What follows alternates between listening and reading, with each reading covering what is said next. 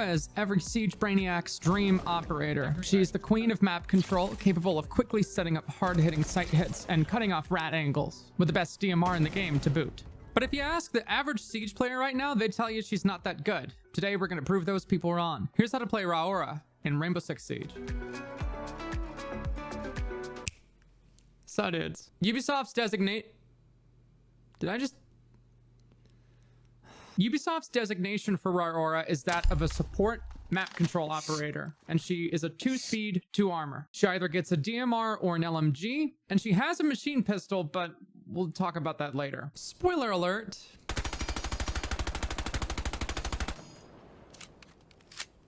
It's okay. Let's talk about how the gadget works first. Rauora's unique gadget operates a lot like a conventional weapon, unique to her. It launches what are called D.O.M panels, which sounds like a meeting I'd like to be a part of. D.O.M panels are basically launchable bulletproof barricades that you can launch exclusively onto doorways up to 15 meters away, like this. When you walk within about 6.5 meters of this thing, a little trigger mechanism is gonna pop up, kind of like an Aruni gate.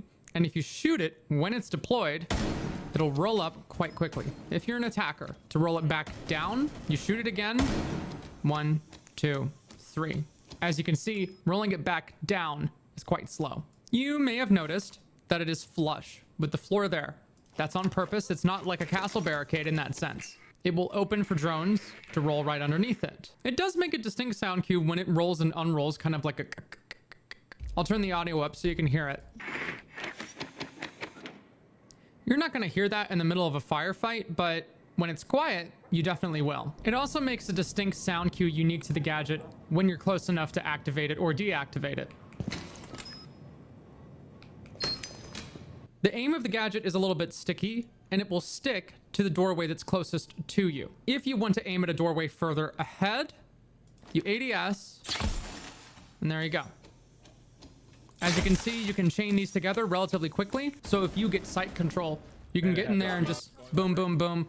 You can confirm it very quickly. Side note about the West Virginia joke. When I was at Montreal 2023, I ran into Intero Parker at the bar, and people always cracked jokes about how Ubisoft hosted the biggest tournament of the year in Canada in the middle of the winter. Are you cold? And I was like, why don't they just do it down south one of these years? And Parker was like, yeah, I think they'd appreciate your southern hospitality.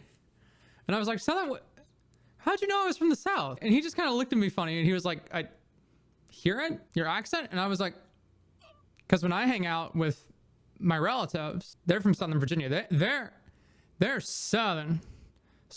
Look here, son. I say, son, did you see that hawk after those hens? Church every Sunday, country music 24/7, cornbread. Yeah, a Canadian comments on how I talk. Well, aren't you real far from home there, partner? You also get the option of smoke grenades or breaching charges, which rounds out Rauora as a very effective, supportive backline kind of character that can help out with site executes and for post-plant holds. What I really like about Rauora is that her gadget is useful both for aggressive and for defensive play in equal parts. In the clip I showed earlier, I paneled off Shaiko spot for a blue bunker hit. I smoked off the Mira, and then she really couldn't do anything to help her warden in elbow. I'm pretty sure she spent her C4. She could have shot through the smoke, but that's not reliable. And she could have ran all the way around to Shaiko and then shot the panel, but that would have made a huge sound cue that we would have been ready for. Not to mention, it moves up so slowly that we can anticipate the swing. That left Warden in a 2v1 against me and Nomad and gave us easy control of elbow, which allowed us to push into the site and eventually plant. Panel deployed.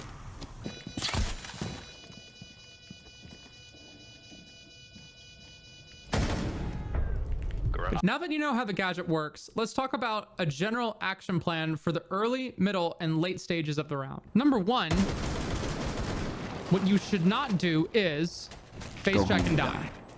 Right, that's bad. Because Rauora is a support character.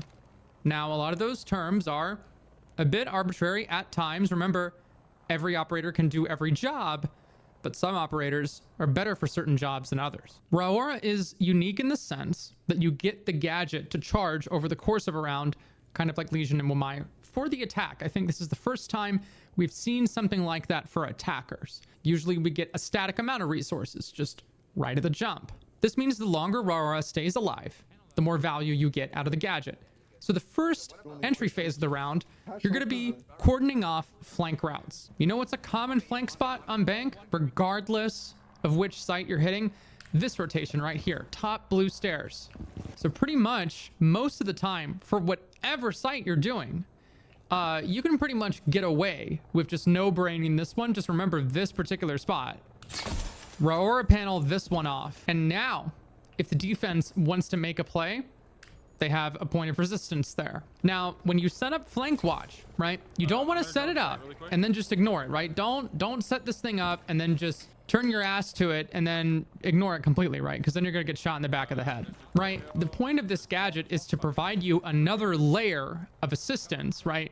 To keep the defense from making an aggressive play. Because remember, you as an attacker, if you shoot this, right, if you want to make a play off of it, this entire panel is flush with the door frame if we don't have a drone, which kind of helps with the sound concealment a little bit too. We know that somebody is on blue stairs and they don't have a shotgun, and it might be, you know, a bit of a face check pick here. We can shoot this, right, and then immediately peek off of it. The defense can't, right? Because if the defense shoots it, it's going to be super slow. So this is going to help watch your ass, but only if you divert some attention to it. So just keep that in mind. Remember, we don't have to use these panels just for passive defensive purposes. We can use them in an aggressive way to carve through the map efficiently.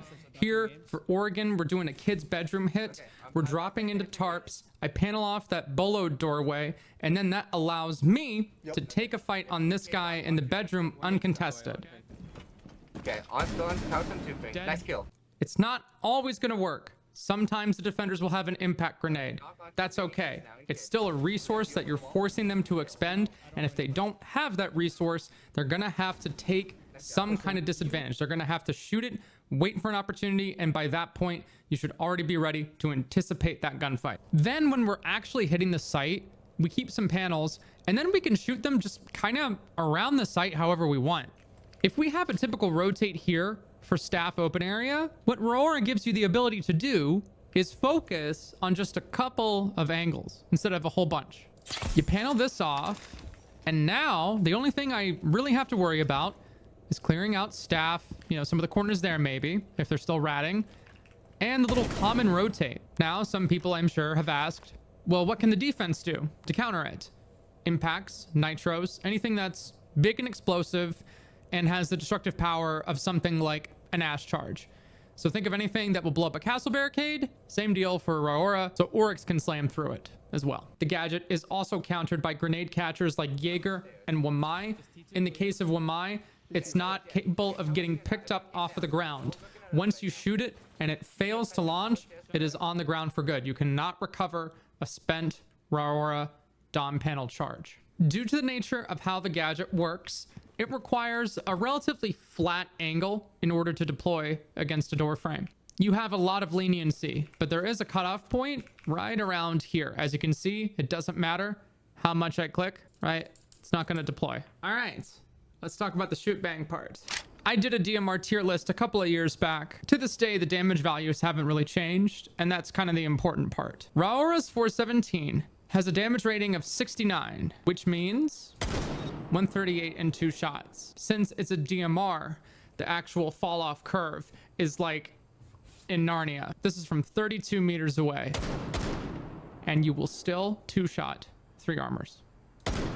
As long as you hit him in the chest twice. And obviously you have an ACOG, and the recoil resets so quickly. It's a very precise, very hard-hitting weapon that honestly serves as a powerful entry fragging weapon in and of itself. The 417 has a 20-round mag, pretty much no recoil, best damage in class. It is a monster. It is a very good primary for Rauora, or any operator for that matter. If you prefer a full auto option, the M249 is there as well. It's basically the Para 308 with 100 rounds, good damage, 48. That's respectable. I mean, 144 and 3 for a full auto primary really just isn't anything to slouch at. It's not that the gun is bad. It's that the 417 is just so freaking good. Like, it's really difficult for me to pass it up. Even on my off days, I think the 417 is forgiving even when I'm not really shooting back. I can afford to miss a couple of headshots and, you know, peck away with like an arm or a leg shot if I'm, you know, not really precise that day. All right, we're here. Let's talk about the blicky. Let's talk about the Glock with a switch. Vaughn, what? You think I didn't know? I'm in a Greek life organization. Had the whole block jumping. You might be asking, what kind of Greek life organization? Take a guess. I'm still involved in it. Anyway, it sucks. Okay, so that doesn't look that bad until you see how much recoil control I need. Now, 500 DPI, 89 sensitivity. Can you see? Here's my mouse. Here we go. Like, okay, full auto secondary, that's not terrible, right? Then you look at the damage. 116 and 4, and the fire rate isn't even really that high. Just to put it in perspective, here's her other option, the Gush 18, the Gusher.